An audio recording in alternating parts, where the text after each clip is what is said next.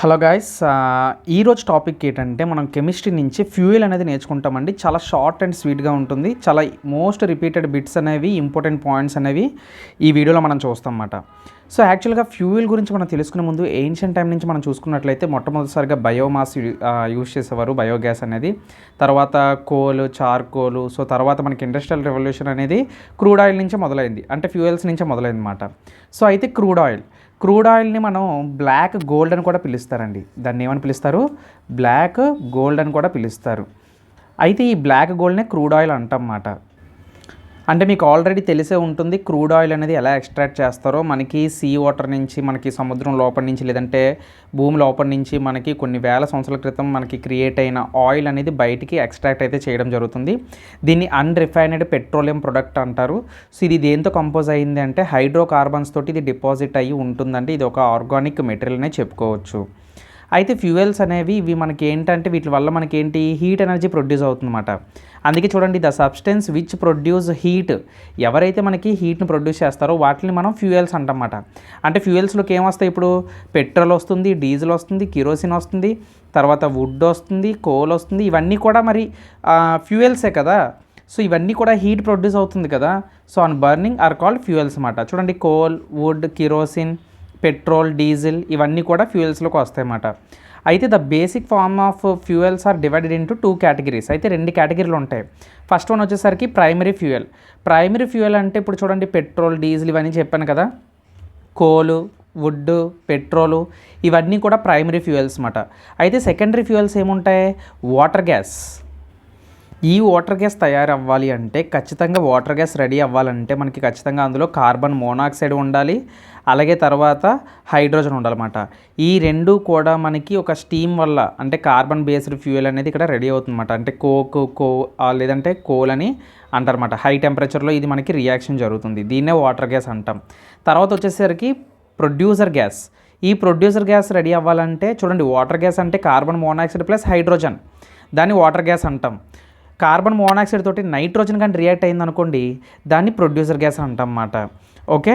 So అలాగే types of fuels మనం చూసినట్లయితే ఇక్కడ సాలిడ్ ఫ్యూయల్ అంటాం. సాలిడ్ ఫ్యూయల్ అంటే ఏంటి? వుడ్ అంటే చెక్క, బొగ్గు, చార్కోలు, కోకు ఇవన్నీ కూడా సాలిడ్ ఫ్యూయల్లోకి వస్తాయన్నమాట. అంటే గట్టిగా ఉంటాయి.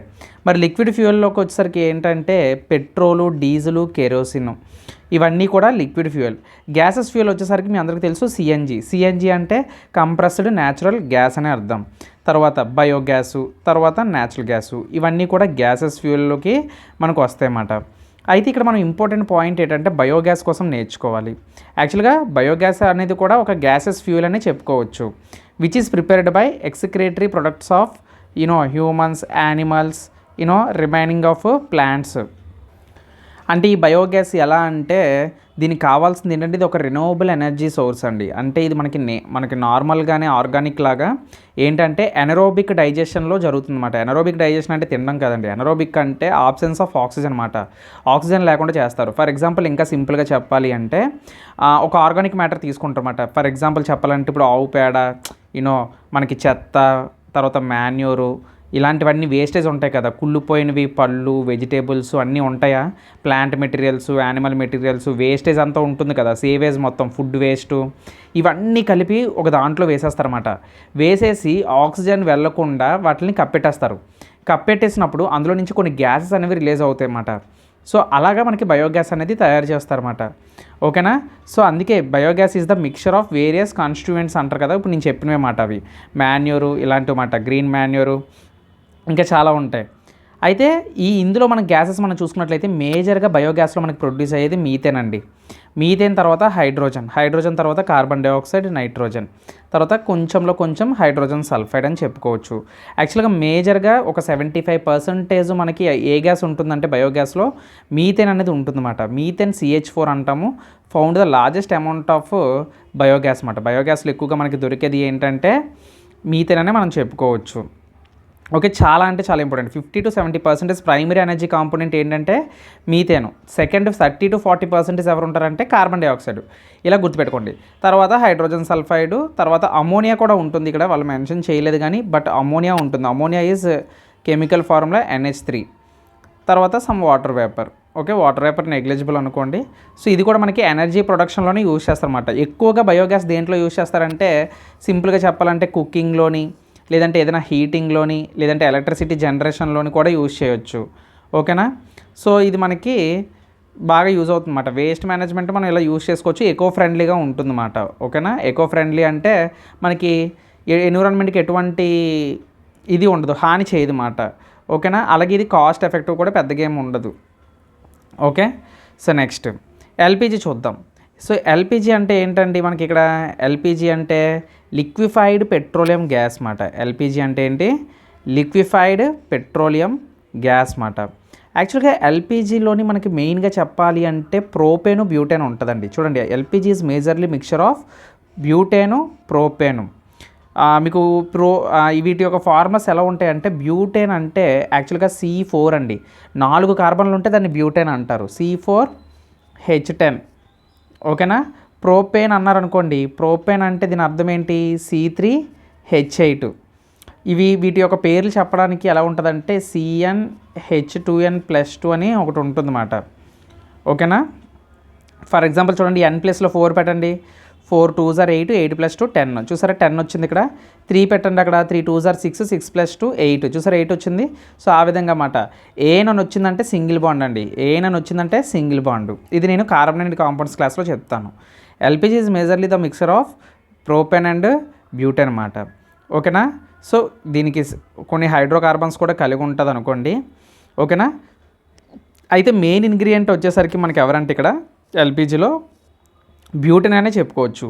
ఎందుకంటే యాక్చువల్గా బ్యూటెన్ అనేది చాలా ఈజీగా బర్న్ అవుతుందండి. అలాగే ఈజీగా బర్న్ అవుతుంది, మనకి ఎక్సెసివ్ అమౌంట్ ఆఫ్ హీట్ని కూడా ఇస్తుందన్నమాట. అంటే ఎక్కువ హీట్ని ఇస్తుందన్నమాట. సో అది అయితే ఎల్పిజి గ్యాస్ స్మెల్ వస్తుందా అంటే, మనం నార్మల్గా గ్యాస్ సిలిండర్స్ వాడతాం కదా, ఈ గ్యాస్ సిలిండర్స్ వాడినప్పుడు యాక్చువల్గా మనకి ఆ స్మెల్ తెలియదండి. అది అసలు స్మెల్ అనేది, ఈ గ్యాస్ అనేది మనకి స్మెల్ రావు. అయితే మనకి స్మెల్ రాకపోతే రేపు పొద్దున్న అది చాలా ఇబ్బంది కలుగుతుందని చెప్పి మనకి ఏం చేస్తారంటే, ఈ లీకేజ్ ఆఫ్ గ్యాస్ని కనిపెట్టడానికి ఇందులో కొంచెం షార్ప్ వెంటనే వచ్చే స్మెల్, అంటే చాలా వితిన్ సెకండ్స్లో వచ్చే స్మెల్ రావడానికి ఒక కెమికల్ని అయితే వాళ్ళు కలుపుతారన్నమాట. ఆ కెమికల్ పేరే ఇథైల్ మెర్కాప్టైన్ అంటారు. స్పెల్లింగ్ కొంచెం ఇదిగా చదివితే ఏమనుకోవద్దు, మెర్కాప్టైన్ అంటారు అన్నమాట. ఇథైల్ మెర్కాప్టైన్ అంటారు. చాలా అంటే చాలా ఇంపార్టెంట్ అండి, చాలాసార్లు రిపీట్ అయ్యింది. ఓకేనా. దీనికి ఇంకో పేరు కూడా ఉంటుందండో. ఇథైల్ మెర్కాప్టైన్ని మనం ఇథనథాయిల్ అని కూడా అంటారన్నమాట. ఇక్కడ రాస్తున్నాను చూడండి, ఇథనథియోల్. ఓకే, థియోల్ అని గుర్తుపెట్టుకోండి, ఇథనథియోల్ లేదంటే ఇథియోల్ అని గుర్తుపెట్టుకోండి. ఓకేనా. సో దీని యొక్క కెమికల్ ఫార్ములా వచ్చేసరికి C2H6S అని గుర్తుపెట్టుకోండి. ఓకేనా. ఇది చాలా స్ట్రాంగ్ పంజెంట్ స్మెల్ అన్నమాట. స్ట్రాంగ్ పంజెంట్ స్మెల్ అంటే వితిన్ సెకండ్స్లో మాట. అంటే కుళ్ళిపోయిన గుడ్లు, గార్లిక్ ఇలాంటి స్మెల్ అన్నమాట. మనకి ఆ విధంగా వస్తుందన్నమాట. ఇది కామన్గా ఎల్పిజి గ్యాసెస్లో మనకి వెంటనే కనిపెట్టడానికి, గ్యాస్ లీక్ అవుతుందని కనిపెట్టడానికి ఈ ఇథైల్ మెర్కాప్టైన్ని యూజ్ చేస్తారన్నమాట. ఓకేనా. చాలా స్మాల్ క్వాంటిటీ, మరీ ఎక్కువ కూడా కాదు. ఓకేనా. చిన్న గ్యాస్ లీక్ అయినా మనం వెంటనే కనిపెట్టవచ్చు ఆ స్మెల్ ద్వారా. Next natural gas. సో ఇప్పుడు మనం న్యాచురల్ గ్యాస్ చూసినట్లయితే ఇక్కడ natural gas is mainly consist of methane gas. ఇందాక చెప్పాను కదా నేను, మీథేన్ గ్యాస్ ఉంటుందని. సో నార్మల్గా ఇది కూడా అంతేనండి. న్యాచురల్ గ్యాస్ అనేది మనకి మేజర్గా మీథేన్ గ్యాసే ఉంటుంది. న్యాచురల్ గ్యాస్లోని మనకి ఏంటంటే clean and pollution free fuel మాట. ఇది న్యాచురల్ గ్యాస్ అనేది మనకి ఏంటంటే చాలా 90%, ఇంకా మీరు అనేసుకోండి 90% ఇందులో మీథేనే ఉంటుంది. మిగతా పర్సంటేజ్ ఏదైనా ఉంది అంటే అది బ్యూటేను, ప్రోపేను, ఈథేను ఇలాంటి గ్యాసెస్ ఉంటాయి అన్నమాట. ఓకేనా.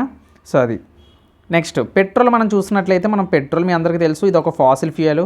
భూమిలో నుంచి మనకి దీన్ని తీస్తారు. ఇవి మనకి కార్స్, మోటార్ సైకిల్స్లో యూజ్ చేస్తాము. అలాగే ఎయిర్, పెట్రోల్ అనేది మిక్స్డ్ అయితే మనకి కార్బొరేటర్ ద్వారా మనకి పెట్రోల్ ఇంజన్లో ఈ రెండు కూడా మిక్స్ అవుతాయి. తర్వాత డీజిల్ అనేది జనరల్గా మనం హెవీ వెహికల్స్కి యూజ్ చేస్తాము. పెట్రోల్ కన్నా తక్కువ రేట్ ఉంటుంది. సో పెట్రోల్ నుంచి తర్వాత వచ్చేది డీజిల్ మాట. ఓకేనా. ఫస్ట్ మనకి సోర్స్ ఏంటంటే పెట్రోలే, తర్వాత డీజిల్. జనరేటర్స్ రన్ చేయడానికి ఇలాంటి వాటికి మనం డీజిల్ వాడుతాం అన్నమాట. ఓకేనా. ఐ హోప్ మీ అందరికీ అర్థమైంది అనుకుంటున్నాను. నెక్స్ట్ సో అయితే ఇక్కడతో మనకి అయిపోయిందండి. సో ఫ్యూయల్స్లో మోస్ట్ ఇంపార్టెంట్ పాయింట్స్ అయితే మనం ఇక్కడ చెప్పుకోవడం అయితే జరిగింది. ఐ హోప్ ఈ క్లాస్ మీకు నచ్చింది అనుకుంటున్నాను. సో నెక్స్ట్ వీడియో కలుద్దాం. Until then keep watching. జై హింద్.